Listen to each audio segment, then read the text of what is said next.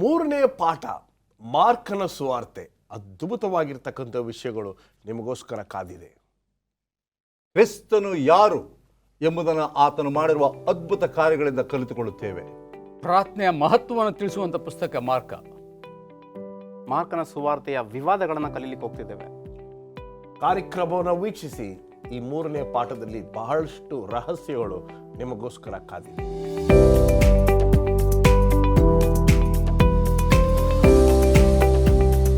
ನಮಸ್ಕಾರ ಪ್ರಿಯ ವೀಕ್ಷಕರೇ, ಯೇಸು ಕ್ರಿಸ್ತನ ಮಧುರ ನಾಮದಲ್ಲಿ ನಿಮಗೆ ಸುಸ್ವಾಗತ. ಮೂರನೇ ಪಾಠದಲ್ಲಿದ್ದೇವೆ. ಅದ್ಭುತವಾಗಿರ್ತಕ್ಕಂಥ ವಿಷಯಗಳನ್ನು ನಾವು ಈ ಒಂದು ಪಾಠದಲ್ಲಿ ಕಲೀಲಿಕ್ಕೆ ಹೋಗ್ತಾ ಇದ್ದೀವಿ. ಬನ್ನಿ ನಮ್ಮ ಅತಿಥಿಗಳನ್ನು ಸ್ವಾಗತ ಮಾಡಿ ನಮ್ಮ ಈ ಕಾರ್ಯಕ್ರಮಕ್ಕೆ ಚಾಲನೆಯನ್ನು ನೀಡೋಣ. ಬೋಧಕರಾಗಿರ್ತಕ್ಕಂಥ ಮುತ್ತು ಮ್ಯಾಥ್ಯೂ, ಬೋಧಕರಾಗಿರ್ತಕ್ಕಂಥ ರಾಜ್ ದಾಸ್ ಆನಂದಪ್ಪ, ಬೋಧಕರಾಗಿರ್ತಕ್ಕಂಥ ಕೆ ಪ್ರಸನ್ನಕುಮಾರ್. ನಮಸ್ಕಾರ. ತುಂಬ ಸಂತೋಷ.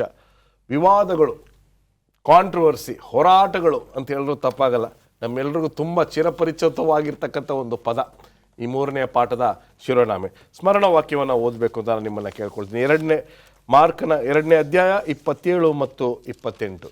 ದೇವರ ವಾಕ್ಯ ಈ ರೀತಿ ಹೇಳುತ್ತೆ, ಮತ್ತು ಆತನು ಸಬ್ಬತ್ ದಿನವು ಮನುಷ್ಯರಿಗೋಸ್ಕರ ಉಂಟಾಯಿತೇ ಹೊರತು ಮನುಷ್ಯರು ಸಬ್ಬತ್ ದಿನಕ್ಕೋಸ್ಕರ ಉಂಟಾಗಲಿಲ್ಲ. ಹೀಗಿರಲಾಗಿ ಮನುಷ್ಯಕುಮಾರನು ಸಬ್ಬತ್ ದಿನಕ್ಕೂ ಒಡೆಯನಾಗಿದ್ದಾನೆ ಅಂದನು. ವಂಡರ್ಫುಲ್. ಇದರ ಬಗ್ಗೆ ನಾವು ನೋಡೋಣ.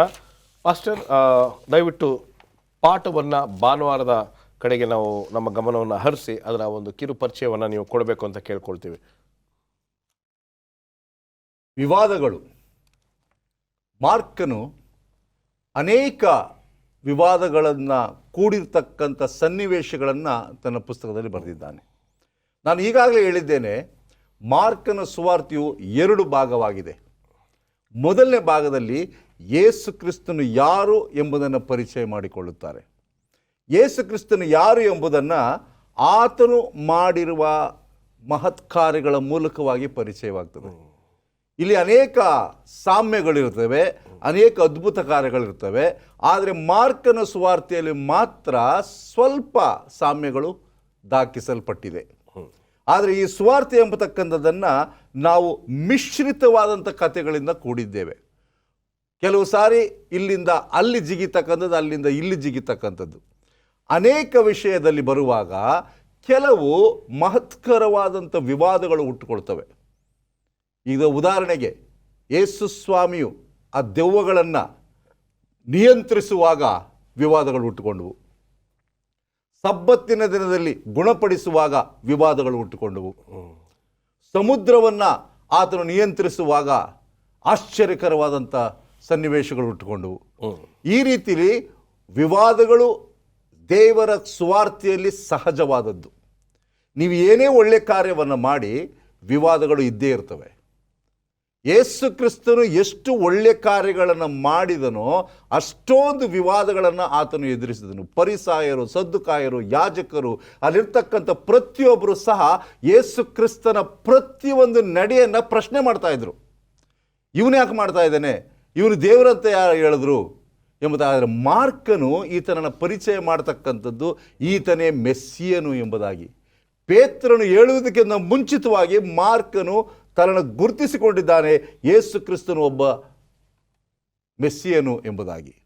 ಈಗ ಭಾನುವಾರ ಪಾಠದಲ್ಲಿ ನಾವು ಮಾರ್ಕನ ಬರೆದ ಸುವಾರ್ತೆ 2ನೇ ಅಧ್ಯಾಯ 1ರಿಂದ 12 ವಚನದಲ್ಲಿ ಒಂದು ಅದ್ಭುತ ಕಾರ್ಯವು ನಡೆಯಿತು.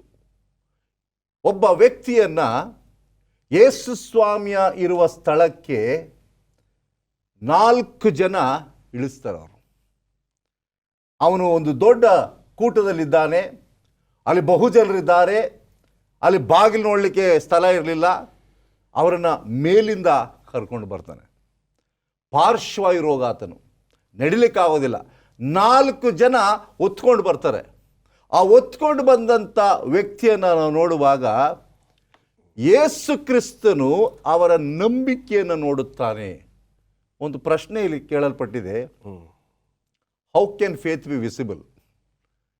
ನಂಬಿಕೆಯನ್ನು ನಾವು ಹೇಗೆ ತಾನೇ ನೋಡಲಿಕ್ಕೆ ಸಾಧ್ಯ ಎಂಬುದಾಗಿ. ನಂಬಿಕೆಯನ್ನು ನೋಡಲಿಕ್ಕೆ ಸಾಧ್ಯನಾ?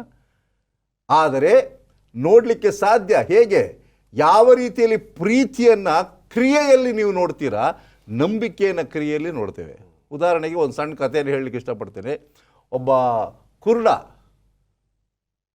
ಹುಡುಗ ಪಟ ಹಾರಿಸ್ತಾ ಇರ್ತಾನೆ. ಆಕಾಶದ ಮೇಲೆ ಆ ಪಟ ಹಾರ್ಕೊಂಡು ಹೋಗ್ತಾ ಇರ್ತದೆ, ಅವನು ಕಣ್ಣು ಕಾಣ್ತಾ ಇಲ್ಲ. ಆದರೆ ಪಟವನ್ನು ಆರಿಸಿ ಬಹಳ ಸಂತೋಷ ಪಡ್ತಾ ಇದ್ದಾನೆ.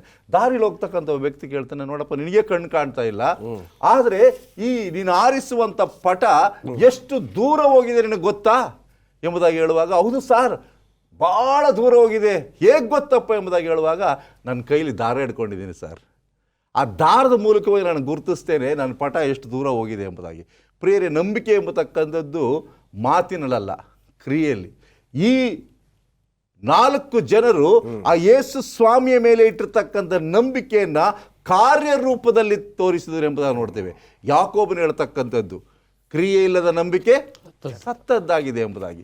ಸೊ ನಂಬಿಕೆಯನ್ನು ವ್ಯಕ್ತಪಡಿಸಬೇಕು.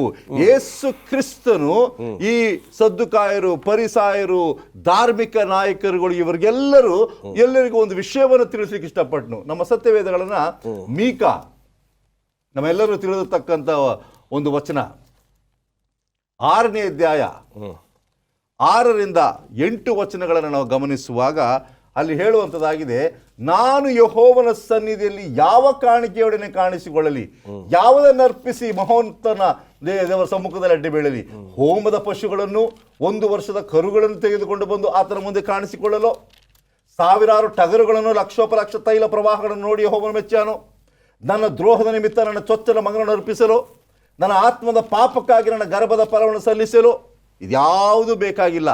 8ನೇ ವರ್ಷದಲ್ಲಿ ಹೇಳ್ತಕ್ಕಂಥದ್ದು, ಮನುಷ್ಯನೇ ಒಳ್ಳೆಯದು ಇಂಥದ್ದೇ ಎಂದು ಯೆಹೋವನು ನಿನಗೆ ತೋರಿಸಿಕೊಟ್ಟಿದ್ದಾನೆ, ನ್ಯಾಯವನ್ನು ಆಚರಿಸು, ಕರುಣೆಯಲ್ಲಿ ಆಸಕ್ತನಾಗಿರು, ನಿನ್ನ ದೇವರಿಗೆ ನಮ್ರತೆಯಾಗಿರು. ಓತಗಳ ಕಾಣಿಕೆಯಿಂದ, ಟಗರುಗಳ ಕಾಣಿಕೆಯಿಂದ ರಕ್ತಗಳನ್ನು ಸುರಿಸುವಾಗ, ನಾವು ಹೋಮಗಳನ್ನು ಮಾಡುವಾಗ, ಕಾಣಿಕೆಗಳನ್ನು ಕೊಡುವಾಗ ದೇವರನ್ನು ಮೆಚ್ಚಿಸಲು ಸಾಧ್ಯ ಇಲ್ಲ. ವಿಧೇಯತೆಯೇ ಒಂದು ದೊಡ್ಡ ಕಾಣಿಕೆ, ನಮ್ರತೆ ಆಗಿರ್ತಕ್ಕಂಥದ್ದು ದೊಡ್ಡ ಕಾಣಿಕೆ.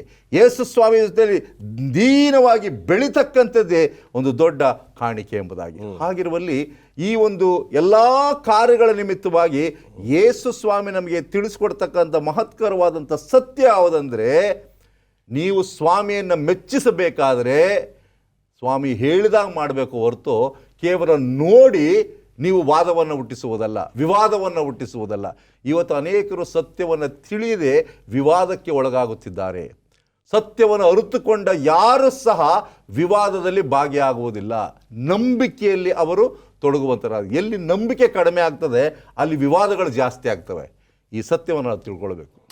ವಿವಾದಗಳು ನಮ್ಮೆಲ್ಲರಿಗೂ ಬರ್ತಾ ಇರ್ತದೆ, ಇನ್ನು ಮುಂದೆಯೂ ಬರ್ತದೆ. ಆದರೆ ಈ ಒಂದು ಪಾಠದಲ್ಲಿ ಈ ವಿವಾದಗಳನ್ನು ಯಾವ ರೀತಿ ನಾವು ತಡೆಗಟ್ಟಬಹುದು, ಯಾವ ರೀತಿ ಅದನ್ನು ಜಯಿಸಬೇಕು ಎಂಬತಕ್ಕಂಥ ವಿಷಯವನ್ನು ಅದ್ಭುತವಾಗಿ ತಿಳಿಸ್ಕೊಟ್ರೆ. ಈಗ ಒಂದು ಸಣ್ಣ ವಿರಾಮಕ್ಕೆ ಸಮಯ ಆಗಿದೆ. ಒಂದು ಸಣ್ಣ ವಿರಾಮದ ನಂತರ ನಮ್ಮ ಚರ್ಚೆ ಮುಂದುವರಿತದೆ. ದಯವಿಟ್ಟು ಎಲ್ಲೋ ಹೋಗ್ಬೇಡಿ. ಮುಂದಿನ ಭಾಗದಲ್ಲೂ ಕೂಡ ಅದ್ಭುತವಾಗಿರ್ತಕ್ಕಂಥ ಪಾಠಗಳು ನಿಮಗೋಸ್ಕರ ಕಾಯ್ತಾ ಇದೆ.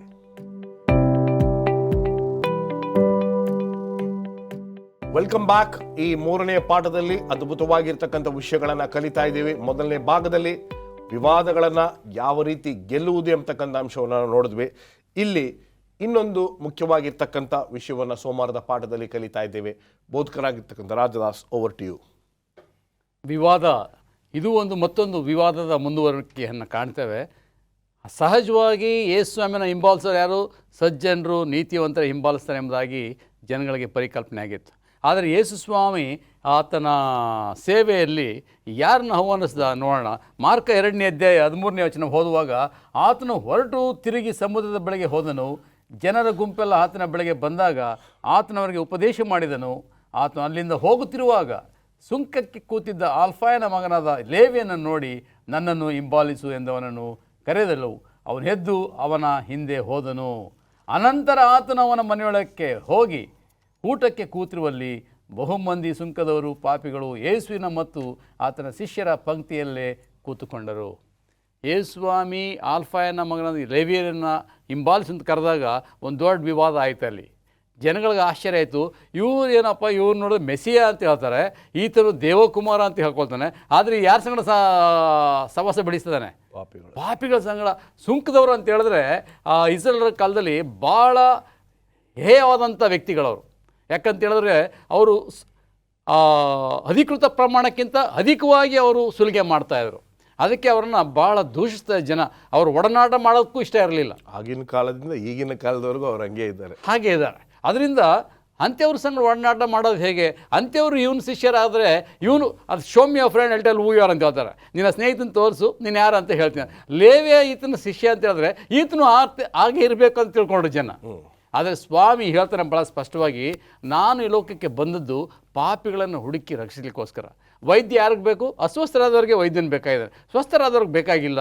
ನೀತಿವಂತರಿಗೆ ನಾನು ಬಂದಿಲ್ಲ, ಪಾಪಿಗಳನ್ನ ಹುಡುಕಿ ರಕ್ಷಿಸಲಿಕ್ಕಾಗಿ ಬಂದೆ ಅಂತೇಳಿ ಲೇವಿಯನ ಕರೆ ವಿಷಯದಲ್ಲಿ ಸ್ವಾಮಿ ಆ ವಿವಾದವನ್ನು ನೀಗಿಸ್ತಾನೆ. ಅಷ್ಟಕ್ಕೆ ನಿಲ್ಲಲಿಲ್ಲ. ಅವನು ಮುಂದೆ ಹೋದಾಗ ಅನೇಕರು ಹೇಳಿದ್ರು, ಸ್ವಾಮಿ ನೀನು ನೀತಿವಂತ ಅಂತೀಯ, ಭಕ್ತಿವಂತ ಅಂತೀಯ, ಅದನ್ನು ಏನು ಮಾಡ್ತೀಯ? ಯಾವಾಗಲೂ ಹುಣ್ತಾ ಇದೆಯಾ, ಕುಡಿತಾ ಇದೆಯಾ, ಪಾಪಿಗಳ ಸಂಗಡ ಒಡನಾಡ್ತಿದೆ ಅಂತ ಹೇಳಿದಾಗ ಅವ್ರು ಹೇಳ್ತಾರೆ, ಸ್ನಾನಿಕನಾದ ಯೋಹಾನ ಶಿಷ್ಯರಲ್ಲಿ ಏನು ಮಾಡ್ತಾ ಇದ್ದಾರೆ? ಉಪವಾಸ ಮಾಡ್ತಾರೆ. ಅದು ನಿನ್ನ ಶಿಷ್ಯರು ಯಾಕೆ ಉಪವಾಸ ಮಾಡ್ತಾ ಇಲ್ಲ? ಮತ್ತೊಂದು ವಿವಾದ. ಅದಕ್ಕೆ ಸ್ವಾಮಿ ಹೇಳ್ತಾನೆ, ಮೊದಲಿಂಗ ಇರುವಾಗ ಮೊದಲಿಂಗನ ಮನೆಯಲ್ಲಿ ಯಾರು ಏನು ಮಾಡಲ್ಲ? ಉಪವಾಸ ಮಾಡಲ್ಲ. ನೋ ಫಾಸ್ಟಿಂಗ್, ನೀಸ್ ಓನ್ಲಿ ಫೀಸ್ಟಿಂಗ್. ಉಪವಾಸ ಇರಲ್ಲ, ಅಲ್ಲಿ ಔತಣ ಇರ್ತದೆ. ಇವತ್ತು ಮೊದಲಿಂಗ ಯಾರು? ನಾನಿದ್ದೇನೆ, ನನ್ನ ಶಿಷ್ಯರೆಲ್ಲ ಔತಣ ಮಾಡ್ತಾ ಇದ್ದಾರೆ. ಆದರೆ ಸಮಯ ಬರುತ್ತೆ, ಯಾವಾಗ ಉಪವಾಸ ಮಾಡ್ತಾರೆ?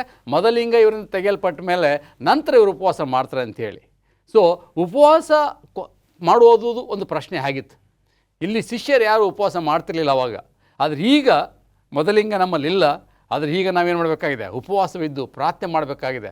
ಯಾವಾಗ ನಾವು ಪ್ರಾರ್ಥನೆ ಮಾಡ್ತೇವೆ, ನಾವು ಕಳೆದ ಪಾಠದಲ್ಲಿ ಕಲಿತು ಸ್ವಾಮಿಯ ರಹಸ್ಯ ಯಶಸ್ವಿಯಾಗಿರಲಿಕ್ಕೆ ಕಾರಣ ಏನು?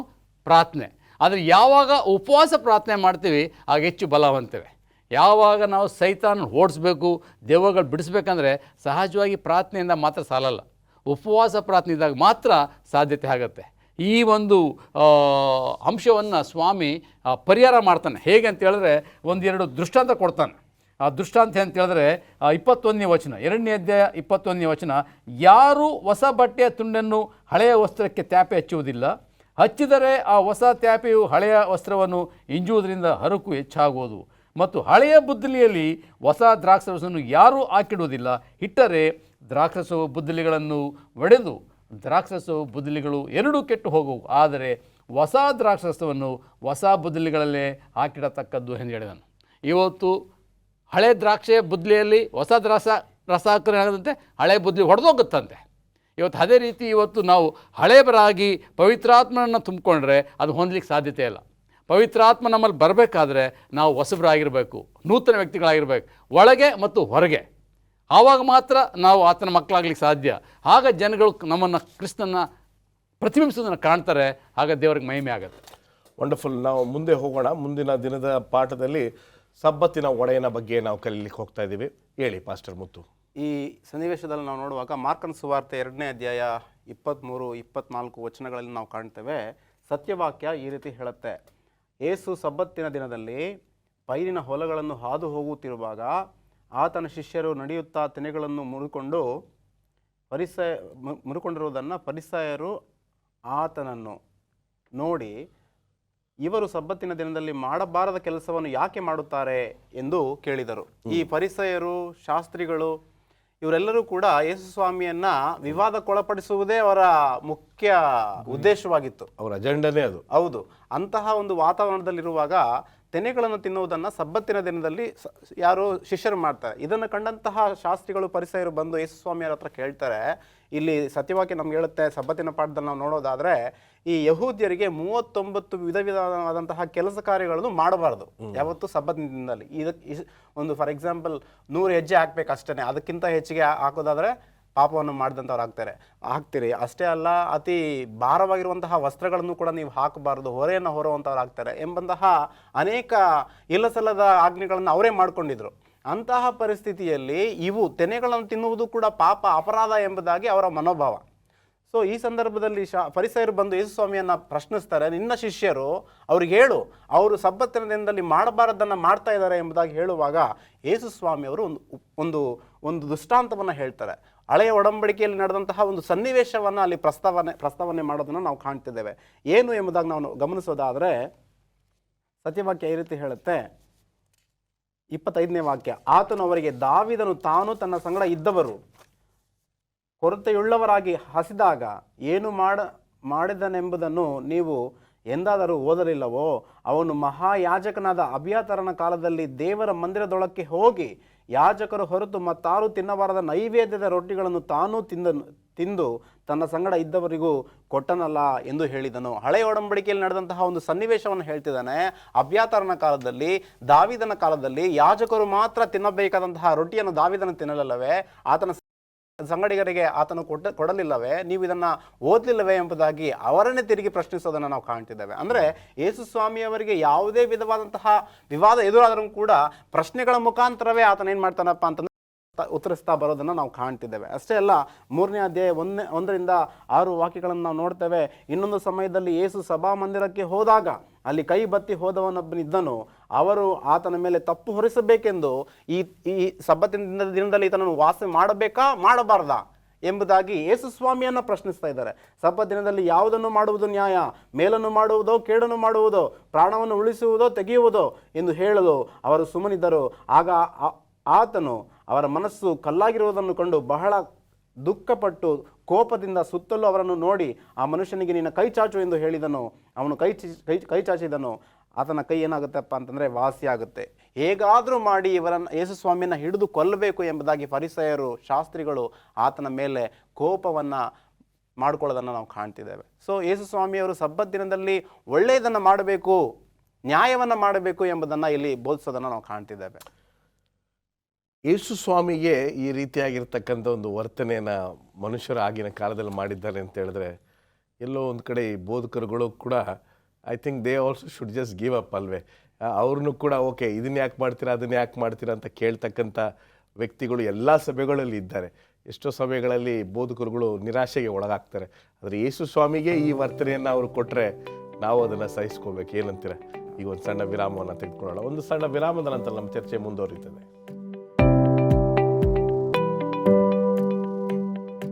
Welcome back. ಬನ್ನಿ ನಮ್ಮ ಚರ್ಚೆಯನ್ನು ಮುಂದುವರಿಸ್ಕೊಂಡು ಹೋಗೋಣ. ಬುಧವಾರದ ಪಾಠಕ್ಕೆ ನಾವು ಬರುವುದಾದರೆ ಭಾಗ 1, ಮಿಶ್ರಿತ ಕಥೆಗಳು. ಯಾವ್ಯಾವುದು ಹೇಳಿ ಪಾಸ್ಟ್ರೆ? ಇಲ್ಲಿ ಯೇಸು ಸ್ವಾಮಿಯ ಸೇವಹನ ಅನುಭವದಲ್ಲಿ ಆದಂಥ ಕಥೆಗಳನ್ನು ನಾವು ಕಾಣ್ತೇವೆ. ಮಾರ್ಕನ ಬರೆದ ಸುವಾರ್ತೆ 3ನೇ ಅಧ್ಯಾಯ 20ನೇ ವಚನದಲ್ಲಿ ಓದ್ತೇವೆ. ಯೇಸು ಸ್ವಾಮಿ ಆ ಸೇವೆ ಮಾಡುವಾಗ ದೆವ್ವ ಬಿಡಿಸಿದಾಗ ಏನು ಕತೆ ಕಟ್ಬಿಟ್ರು ಜನ? ಈತನ ದೆವ್ವ ಬಿಡಿಸ್ತಿದ್ದಾನೆ, ಈತನ ದೆವ್ವದ ನಾಯಕನ ಸಹಾಯದಿಂದಲೇ ದೆವ್ವ ಬಿಡಿಸ್ತಾ ಇದ್ದಾನೆ, ನಾವೆಲ್ಲ ಮಾಡೋಕ್ಕಾಗ್ತಾಯಿಲ್ಲ. ಯಾಕಂದ್ರೆ ನಮಗೆ ಬೆಲ್ಜೆಬೂಬನ ಶಕ್ತಿ ಇಲ್ಲ, ಈತನಿಗಿದೆ ಅಂತ ತಿಳ್ಕೊಂಡು ಆ ಸ್ವಾಮಿನ ಅಪವಾದ ಮಾಡ್ತಾರೆ. ಆಗ ಸ್ವಾಮಿ ಅವರಿಗೆ ವಿವರಿಸಬೇಕಾಗತ್ತೆ. ಮನೆಯ ಒಬ್ಬ ಯಜಮಾನನ ವಿರುದ್ಧವಾಗಿ ನಾವು ಹೋರಾಡಲಿಕ್ಕೆ ಬರಲ್ಲ. ಆತನ ಮನೆಯನ್ನು ಆತನೇ ಹೇಗೆ ಹೊಡೆದಾಕ್ಲಿಕ್ಕೆ ಸಾಧ್ಯ ಅಂತೇಳಿ ಎಷ್ಟು ಚೆನ್ನಾಗಿ ಸ್ವಾಮಿ ವಿವರಣೆ ಮಾಡ್ತಾರೆ ನೋಡಿ. 20ನೇ ವಚನ 3ನೇ ಅಧ್ಯಾಯ, ಮಾರ್ಕ 3ನೇ ಅಧ್ಯಾಯ 20ನೇ ವಚನದಿಂದ, ಆತನ ಮನೆಯೊಳಗೆ ಬಂದಾಗ ಜನರು ತಿರುಗಿ ನೆರೆದಿದ್ದರಿಂದ ಊಟಕ್ಕೂ ಅವಕಾಶವಾಗಲಿಲ್ಲ. ಇದನ್ನು ಕೇಳಿ ಅವನ ಬಂಧುಗಳು ಅವನಿಗೆ ಹುಚ್ಚು ಹಿಡಿದಿದೆ ಎಂದು ಹೇಳಿ ಆತನನ್ನು ಹಿಡಿಯುವುದಕ್ಕೆ ಹೊರಟರು. ಇದಲ್ಲದೆ ಯೆರೂಸಲೇಮಿನಿಂದ ಬಂದಿದ್ದ ಶಾಸ್ತ್ರಿಗಳು ಇವನನ್ನು ಬೆಲ್ಜೆಬೂಲನ್ನು ಹಿಡಿದಿದ್ದಾನೆಂತಲೂ ಇವನು ದೆವ್ವಗಳ ಒಡೆಯನ ಸಹಾಯದಿಂದ ದೆವ್ವಗಳನ್ನು ಬಿಡಿಸುತ್ತಾನೆಂತಲೂ ಹೇಳುತ್ತಿದ್ದರು. ಆತನವರನ್ನು ಹತ್ತಿರಕ್ಕೆ ಕರೆದು ಅವರಿಗೆ ಸಾಮ್ಯ ರೂಪವಾಗಿ ಹೇಳಿದ್ದೇನೆಂದರೆ, ಸೈತಾನನನ್ನು ಬಿಡಿಸುವುದುಂಟೆ? ಒಂದು ರಾಜ್ಯದಲ್ಲಿ ಭೇದ ಹುಟ್ಟಿದರೆ ಆ ರಾಜ್ಯ ಉಳಿಯಲಾರದು. ಒಂದು ಮನೆಯಲ್ಲಿ ಭೇದ ಹುಟ್ಟಿದರೆ ಆ ಮನೆಯೇ ನಿಲ್ಲಲಾರದು. ಅದರಂತೆ ಸೈತಾನನು ತನಗೆ ವಿರೋಧವಾಗಿ ಎದ್ದು ತನ್ನಲ್ಲಿ ಭೇದ ಹುಟ್ಟಿಸಿಕೊಂಡರೆ ಅವನು ನಿಲ್ಲಲಾರದೆ ನಾಶವಾಗಿ ಹೋಗುವನು. ಅದಲ್ಲದೆ ಒಬ್ಬನು ಮೊದಲು ಬಲಿಷ್ಠನನ್ನು ಕಟ್ಟಿ ಹಾಕದೆ ಆ ಬಲಿಷ್ಠನ ಮನೆಯನ್ನು ಹೊಕ್ಕಿ ಅವನ ಸೊತ್ತನ್ನು ಸುಲುಕೊಳ್ಳುವುದಕ್ಕಾಗುವುದಿಲ್ಲ. ಕಟ್ಟಿ ಹಾಕಿದ ಮೇಲೆ ಅವನ ಮನೆಯನ್ನು ಸುಲುಕೊಂಡಾನು. ಇದಲ್ಲದೆ ಅವನು ಇವನಿಗೆ ದೆವ್ವ ಹಿಡಿದಿದೆ ಎಂದು ಹೇಳಿದ್ರಿಂದ ಆತನವರಿಗೆ ನಿಮಗೆ ಸತ್ಯವಾಗಿ ಹೇಳುತ್ತೇನೆ, ಮನುಷ್ಯರು ಎಷ್ಟು ದೂಷಿದಾಗಿಯೂ ಅವರು ಮಾಡುವ ಎಲ್ಲ ಪಾಪಗಳಿಗೂ ದೂಷಣೆ ಆಗುವುದು, ಗಳಿಗೂ ಕ್ಷಮಾಪಣೆ ಉಂಟಾಗುವುದು. ಆದರೆ ಪವಿತ್ರಾತ್ಮನನ್ನು ದೂಷಿಸಿದವನು ಎಂದಿಗೂ ಕ್ಷಮಾಪಣೆ ಹೊಂದನು, ಇವನು ಶಾಶ್ವತ ಪಾಪದೊಳಗೆ ಸೇರಿದವನಾದನು ಎಂದು ಹೇಳಿದನು. ಈ ಜನ ಯಾರನ್ನು ದೂಷಿಸ್ತಾ ಇದ್ದಾರೆ? ದೇವಕುಮಾರನೇ ದೂಷಿಸ್ತಾ ಇದ್ದಾರೆ. ಆತ್ಮ ಭರಿತ ದೇವರನ್ನೇ ಅವ್ರು ಹೇಳ್ತಾರೆ ಇವನು ಬೆಲ್ಜೆಬೂಬನಿಂದ ಬಲದಿಂದ ಬಿಡಿಸ ಅಂತೇಳಿ ತಪ್ಪಾರ್ಥ ಮಾಡ್ತಾರೆ. ಸಹಜವಾಗಿ ಈ ವಿವಾದದಲ್ಲಿ ನಮಗೆ ಬರೋದು ಸಹಜ. ಜನ ನಮ್ಮನ್ನು ಅಪಾರ್ಥ ಮಾಡ್ಕೊಳ್ಬೋದು. ಆದರೆ ನಾವು ಅಪಾರ್ಥ ಮಾಡ್ಕೊಳ್ಳೋಂತೇಳಿ ನಾವೇನು ಮಾಡಬಾರ್ದು, ವಿರೋಧಿಸಬಾರ್ದು. ಸ್ವಾಮಿ ಹಾಗೆ ಭಾಳ ತಾಳ್ಮೆಯಿಂದ ಸಹನೆಯಿಂದ ಉಳಿದ್ರೆ ಸಮಸ್ಯೆ ಬಗೆಹರಿತದೆ. ಅವ್ರ ಸಂಗಡ ನಾವು ಗುದ್ದಾಡಕ್ಕೆ ಹೋದ್ರೆ ಏನಾಗುತ್ತೆ, ಕೆಸರಿಗೆ ಕಲ್ಲು ಹಾಕಿದ್ರೆ ಏನಾಗುತ್ತದು ನಮಗೆ ಸಿಡಿತದೆ. ಹಾಗೆ ಇವ್ರು ಹೇಳ್ತಾರೆ ಅಂತೇಳಿ ನಾವು ತಿರುಗಿ ಬೀಳಬಾರ್ದು. ಸ್ವಾಮಿಯ ಮಾದರಿಯನ್ನು ಅನುಸರಿಸಿ ನಾವು ಮೌನವಾಗಿ ಉಳಿದ್ರೆ, ಆ ವಿರೋಧಕ್ಕೆ ವಿರೋಧ ಪಡಿಸದೆ ನಾವು ಪ್ರಾರ್ಥನೆ ಮಾಡಿದ್ರೆ ದೇವರೇ ಸಹಾಯ ಮಾಡ್ತಾನೆ. ಇವರು ಯಾರು ವಿರುದ್ಧವಾಗಿ ಪಾಪ ಮಾಡ್ತಾಯಿದ್ರು? ಯೇಸುಸ್ವಾಮಿ ವಿರುದ್ಧವಾಗಲ್ಲ, ಪವಿತ್ರಾತ್ಮ ವಿರುದ್ಧವಾಗಿ ಪಾಪ ಮಾಡ್ತಾಯಿದ್ರು. ಸ್ವಾಮಿ ಹೇಳಿದ್ರು, ನೀವು ನನ್ನ ವಿರುದ್ಧವಾಗಿ ಮನುಷ್ಯ ವಿರುದ್ಧ ಪಾಪ ಮಾಡಿದ್ರೆ ಕ್ಷಮಾಪಣೆ ಉಂಟು, ಆದರೆ ಪವಿತ್ರಾತ್ಮ ವಿರುದ್ಧವಾಗಿ ಪಾಪ ಮಾಡಿದ್ರೆ ನಿಮಗೆ ಕ್ಷಮಾಪಣೆ ಇಲ್ಲ. ಇವತ್ತು ನಮ್ಮ ಸಭೆಯಲ್ಲಿ ಅದೇ ತೊಂದರೆ ಆಗಿದೆ. ಸತ್ಯ ಗೊತ್ತಿದೆ, ಆದರೂ ಜನ ಏನು ಮಾಡ್ತಿದ್ದಾರೆ? ಪ್ರತಿಭಟಿಸ್ತಿರ್ತಾರೆ, ಆದರೂ ಆರೋಪ ಹೊರಿಸ್ತಿರ್ತಾರೆ. ಅವ್ರಿಗೆ ಅದೊಂದು ವಾಡಿಕೆ ಆಗ್ಬಿಡುತ್ತೆ. ಈ ಯಹೂದ್ಯರಂಗೆ ಇವತ್ತು ನಮ್ಮ ಅಡ್ವೆಂಟಿಸ್ಟ್ ಸಭೆ ವರ್ತೇನಿಲ್ಲ. ನಾವು ಅನೇಕ ಸಾರಿ ಅದೇ ತಪ್ಪಲ್ಲಿ ಇದ್ದೇವೆ. ಅದಕ್ಕೆ ಈ ಒಂದು ಪಾಠಗಳನ್ನ ನಾವು ಕಲಿಯೋ ಉದ್ದೇಶ ಅಂತ ಹೇಳಿದ್ರೆ, ಅವ್ರು ಮಾಡೋ ತಪ್ಪನ್ನು ನಾವು ಅನುಸರಿಸಬಾರ್ದು, ಸ್ವಾಮಿಯನ್ನು ಅನುಸರಿಸಬೇಕು. ಅದಕ್ಕೆ ಸ್ವಾಮಿ ನನ್ನನ್ನು ಅನುಸರಿಸ್ರಿ. ಸ್ವಾಮಿ ಹೇಗೆ ಇದನ್ನೆಲ್ಲ ಎದುರಿಸ್ದ ಹಾಗೆ ನಾವು ಎದುರಿಸಬೇಕಾಗಿದೆ. ಆತನು ಹೇಗೆ ಜಯಿಸ್ದ ಹಾಗೆ ಜಯಿಸ್ಬೋದಾಗಿದೆ. ಇದೆಲ್ಲವೂ ಪ್ರಾರ್ಥನೆ ಬಲ್ಲದು. ಯಾವಾಗ ನಾವು ಪ್ರಾರ್ಥನೆ ಮಾಡ್ತೇವೆ, ದೇವರು ನಮಗೆ ಆ ಸಹನ ಶಕ್ತಿ ಕೊಡ್ತಾನೆ, ಜಯಿಸುವ ಜ್ಞಾನ ಕೊಡ್ತಾನೆ, ತಿಳುವಳಿಕೆ ಕೊಡ್ತಾನೆ. ವೈರಿಗಳ ಕೈ ಬಾಯಿಗಳನ್ನು ಪ್ರಾರ್ಥನೆಯಲ್ಲೇ ಬಂಧಿಸ್ತಾನೆ. ಅನೇಕ ಸರಿ ನಮ್ಮ ಸೇವಾ ಅನುಭವದಲ್ಲಿ ದೆವ್ವ ಬಿಡ್ಸೋಕ್ಕೆ ಹೋಗೋದಕ್ಕೆ ಮೊದಲೇ ಅನೇಕರು ಹೇಳ್ತಾರೆ, ಪಾಸ್ಟ್ರೇ ಆ ದೆವ್ವ ಭಾಳ ಕಾಟ ಕೊಡುತ್ತೆ, ಭಾಳ ಚೀರಾಡುತ್ತೆ, ಎಲ್ಲ ಸಾಮಾನು ಒಗೆದು ಬಿಡುತ್ತೆ, ಭಾಳ ಭಯಂಕರವಾಗಿದೆ ನಮ್ಮ ತಾಯಿ ಮೇಲೆ ಬರ್ತಕ್ಕಂಥ ದೆವ್ವ ಅಂತ ಹೇಳಿದಾಗ ನಾವೇನು ಮಾಡ್ತೀವಿ ಗೊತ್ತಾ? ಅಲ್ಲಿಗೆ ಹೋಗೋದಕ್ಕೆ ಮೊದಲೇ ಪ್ರಾರ್ಥನೆ ಮಾಡ್ತಿದ್ದೆ, ಸ್ವಾಮಿ ನಾವು ಅಲ್ಲಿ ಹೋಗ್ತಿದ್ದೇವೆ, ಹೋಗೋದಕ್ಕೆ ಮೊದಲೇ ಆ ದೆವ್ವದ ಕೈ ಬಾಯಿಗಳನ್ನ ಏನು ಮಾಡೋಣ ನೀನು ಬಂಧಿಸು ಅಂತೇಳಿ. ನಾವು ಹೋಗೋದಕ್ಕೆ ಮೊದಲೇ ಅದು ಮೌನವಾಗಿರ್ತಿತ್ತು. ಹೋಗಿ ಪ್ರಾರ್ಥನೆ ಮಾಡಿದ ತಕ್ಷಣ ದೆವ್ವ ಬಿಟ್ಟು ಹೋಗ್ತಾಯಿತ್ತು. ಎಲ್ರಿಗೂ ಆಶ್ಚರ್ಯ ಆಗ್ತಿದೆ, ಫಸ್ಟ್ರೆ ನಾವು ಇಲ್ಲಿರುವಾಗ ಯಾಕೆ ಈಗ ಆಗ್ತಿರಲಿಲ್ಲ? ಇದು ಸ್ವಾಮಿಯ ಬಲದಿಂದ ಮಾತ್ರ ಸಾಧ್ಯ. ಯಾವಾಗ ನಾವು ಪ್ರಾರ್ಥನೆ ಮಾಡ್ತೇವೆ ಆಗ ಈ ವಿವಾದಗಳನ್ನು ಎದುರಿಸ್ಬೋದು, ಸಮಸ್ಯೆಗಳನ್ನು ಬಗೆಹರಿಸ್ಬೋದು ಎಂಬುದಾಗಿ ಸ್ವಾಮಿ ನಮಗೆ ತೋರಿಸ್ಕೊಟ್ಟಿದ್ದಾನೆ. ಮಿಶ್ರಿತ ಕಥೆಗಳಲ್ಲಿ 2ನೇ ಭಾಗಕ್ಕೆ ಬಂದಿದ್ದೇವೆ ಗುರುವಾರದ ಪಾಠದಲ್ಲಿ. ಹೇಳಿ ಪಾಸ್ಟರ್. ಈ ಮಿಶ್ರಿತ ಭಾಗದಲ್ಲಿ ನಾವು ನೋಡುವುದಾದರೆ, ಮಾರ್ಕನ ಸುವಾರ್ತೆ 3ನೇ ಅಧ್ಯಾಯ 20-21 ವಚನಗಳನ್ನು ಈಗ ತಾನೇ ಪಾಸ್ಟರ್ ರಾಜದಾಸ್ ಅವರು ಹೋದರು. ಮತ್ತೊಮ್ಮೆ ಅದನ್ನು ಓದಲು ನಾನು ಬಯಸ್ತೇನೆ. ಇಲ್ಲಿ ಏನು ನಡೆಯುತ್ತೆ ಎಂಬುದನ್ನು ನೋಡುವಾಗ, ಆತನು ಮನೆಯೊಳಗೆ ಬಂದಾಗ ಜನರು ತಿರುಗಿ ನೆರೆದಿದ್ದರಿಂದ ಊಟಕ್ಕೆ ಅವಕಾಶವಾಗಲಿಲ್ಲ. ಇದನ್ನು ಕೇಳಿ ಆತನ ಬಂಧುಗಳು ಅವನಿಗೆ ಹುಚ್ಚು ಹಿಡಿದಿದೆ ಎಂದು ಹೇಳಿ ಆತನನ್ನು ಹಿಡಿಯುವುದಕ್ಕೆ ಹೊರಟರು. ಇದಲ್ಲದೆ ಯೆರೂಸಲೇಮಿನಿಂದ ಬಂದಿದ್ದ ಶಾಸ್ತ್ರಿಗಳು ಇವನನ್ನು ಬೆಲ್ಜೆಬೂಲನ್ನು ಹಿಡಿದಿದ್ದಾನೆಂತಲೂ ಇವನು ದೆವ್ವಗಳ ಒಡೆಯನ ಸಹಾಯದಿಂದ ದೆವ್ವಗಳನ್ನು ಬಿಡಿಸುತ್ತಾನೆಂತಲೂ ಹೇಳುತ್ತಿದ್ದರು. ಇಲ್ಲಿ ಯೇಸುಸ್ವಾಮಿಯವರು ದೆವ್ವ ಹಿಡಿದವರನ್ನು ಏನು ಮಾಡ್ತಿದ್ದಾನಪ್ಪ ಅಂತಂದರೆ ಬಿಡಿಸ್ತಾ ಇದ್ದಾನೆ. ಇದನ್ನು ಕಂಡಂತಹ ಶಾಸ್ತ್ರಿಗಳು ಪರಿಸಯರು ಏನು ಮಾಡ್ತಿದ್ದಾರಪ್ಪ ಅಂತಂದರೆ ತಾಳಲಾರದೆ ಏನು ಮಾಡ್ತಾರೆ ಎಂಬುದನ್ನು ನಾವು ಗಮನಿಸೋದಾದರೆ, ಈತನು ಬೆಲ್ಜೆಬೂಲನನ್ನು ಸಹಾಯದಿಂದ ಈ ದೆವ್ವಗಳನ್ನು ಬಿಡಿಸ್ತಾ ಇದ್ದಾನೆ. ಬೆಲ್ಜೆಬೂಲನು ಈ ದೆವ್ವಗಳ ಒಡೆಯನು ಎಂಬುದಾಗಿ ನಮಗೆ ದೇವರ ವಾಕ್ಯ ತಿಳಿಸ್ತಾ ಇದೆ. ಸೊ ಆತನ ಒಂದು ಸಹಾಯದಿಂದ ಮಾತ್ರ ಇಂತಹ ಒಂದು ಅದ್ಭುತ ಕಾರ್ಯಗಳನ್ನು ಮಾಡ್ತಿದ್ದಾನೆ ಎಂಬುದನ್ನು ಇವರೆಲ್ಲರೂ ಕೂಡ ಮಾತನಾಡ್ತಾ ಯೇಸುಸ್ವಾಮಿಯ ಮೇಲೆ ನೆರೆಯನ್ನು ಒಂದು ತಪ್ಪನ್ನು ಹೊರಿಸ್ತಾ ಇರೋದನ್ನು ನಾವು ಕಾಣ್ತಿದ್ದೇವೆ. ಸೊ ಯೇಸುಸ್ವಾಮಿಯವರು ಈ ಒಂದು ಸನ್ನಿವೇಶದಲ್ಲಿ ನಾವು ನೋಡುವುದಾದರೆ ಅನೇಕ ಕಷ್ಟಗಳನ್ನು, ಸಂಕಟಗಳನ್ನು ತನ್ನ ಸೇವೆಯ ಅನುಭವದಲ್ಲಿ ಆತನ ಏನು ಮಾಡ್ತಾನಪ್ಪ ಅಂತಂದರೆ ಫೇಸ್ ಮಾಡೋದನ್ನು ನಾವು ಕಾಣ್ತಿದ್ದೇವೆ. ಸೊ ಇದು ಮೊಟ್ಟ ಮೊದಲನೇದು. ಎರಡನೇದನ್ನು ನಾವು ನೋಡ್ತಿದ್ದೇವೆ, ಒಂದು ಸನ್ನಿವೇಶದಲ್ಲಿ ಯೇಸುಸ್ವಾಮಿಯವರ ಕುಟುಂಬವೆಲ್ಲವೂ ಕೂಡ ನೆರೆದು ಬಂದು ಯೇಸುಸ್ವಾಮಿಯವರಿಗೋಸ್ಕರ ಎದುರು ನೋಡ್ತಾ ಇರ್ತಾರೆ. ಒಬ್ಬರನ್ನು ಕಳುಹಿಸಿ ಹೋಗು, ಯೇಸುಸ್ವಾಮಿಯ ತಂದೆ ತಾಯಿ ಅಣ್ಣ ತಮ್ಮಂದಿರು ಕಾಯ್ತಿದ್ದಾರೆ ಎಂಬುದಾಗಿ ತಿಳಿಸು ಎಂಬುದಾಗಿ ಹೇಳುವಾಗ ಯೇಸುಸ್ವಾಮಿಯ ಬಳಿಗೆ ಹೋಗಿ ಅದನ್ನು ಪ್ರಸ್ತಾವನೆ ಮಾಡ್ತಾರೆ. ಈಗೋ ನಿನ್ನ ತಾಯಿ, ನಿನ್ನ ತಂಗಿ, ನಿನ್ನ ತಮ್ಮ ನಿಮಗೋಸ್ಕರ ಕಾಯ್ತಿದ್ದಾರೆ ಎಂಬುದಾಗಿ ಹೇಳುವಾಗ, ನನಗೆ ಯಾರು ತಾಯಿ ತಂದೆ? ಯಾರು ಅಲ್ಲ. ದೇವರ ವಾಕ್ಯವನ್ನು ಕೇಳಿ ದೇವರ ವಾಕ್ಯದ ಮೇರೆಗೆ ನಡೆಯುವಂತಹ ಇವರೇ ನನ್ನ ತಾಯಿ, ಇವರೇ ನನ್ನ ತಂಗಿ, ಇವರೇ ನನ್ನ ತಮ್ಮ ಎಂಬುದಾಗಿ ಯೇಸುಸ್ವಾಮಿಯವರು ನೋಡ್ತಿದ್ದಾರೆ. ಆದರೆ ಯೇಸುಸ್ವಾಮಿಯವರು ನಮ್ಮೆಲ್ಲರಿಗೂ ಕೂಡ ಕೊಟ್ಟಂತಹ ಒಂದು ಮಹಾ ಸೌಭಾಗ್ಯ ಏನಪ್ಪ ಅಂತಂದರೆ, ನಾವು ದೇವರ ವಾಕ್ಯವನ್ನು ಓದಿ ಅದರ ಮೇರೆಗೆ ನಡೆಯುವುದಾದರೆ ನಾವು ಆತನ ಕುಟುಂಬಸ್ಥರಾಗ್ತೇವೆ. ದೇವರು ನಮಗೆ ಕೊಟ್ಟಂತಹ ಮಹಾ ಸೌಭಾಗ್ಯ ಅದು. ದೇವರು ನಮಗೆ ಕೊಟ್ಟಂತಹ ಬಹಳ ದೊಡ್ಡದಾದಂತಹ ಆಸ್ತಿ ಎಂಬುದಾಗಿ ಹೇಳಿದ್ರೆ ಖಂಡಿತವಾಗ್ಲೂ ತಪ್ಪಾಗೋದಿಲ್ಲ. ದೇವರ ವಾಕ್ಯವನ್ನು ಕೇಳುವವರು, ದೇವರ ವಾಕ್ಯದ ಮೇರೆಗೆ ನಡೆಯುವವರೆಲ್ಲರೂ ಕೂಡ ಕ್ರಿಸ್ತನ ಮಕ್ಕಳಾಗ್ತಾರೆ ಎಂಬುದನ್ನು ಸತ್ಯವಾಕ್ಯ ನಮಗೆ ತಿಳಿಸ್ತಿದೆ. ತುಂಬ ನೇರವಾಗಿರ್ತಕ್ಕಂಥ ಸಂದೇಶವನ್ನು ಕೊಟ್ಟಿದ್ದೀರಾ. ಖಂಡಿತವಾಗಲೂ ಈ ಒಂದು ಪಾಠವು ಸರಳವಾಗಿದ್ದರೂ ಬಹಳಷ್ಟು ಸತ್ಯಗಳ ಅಡಗಿರ್ತಕ್ಕಂಥ ಒಂದು ಪಾಠವಾಗಿದೆ. ದೇವರು ನಿಮ್ಮವರನ್ನು ಆಶೀರ್ವದಿಸಲಿ. ನಮಸ್ಕಾರ.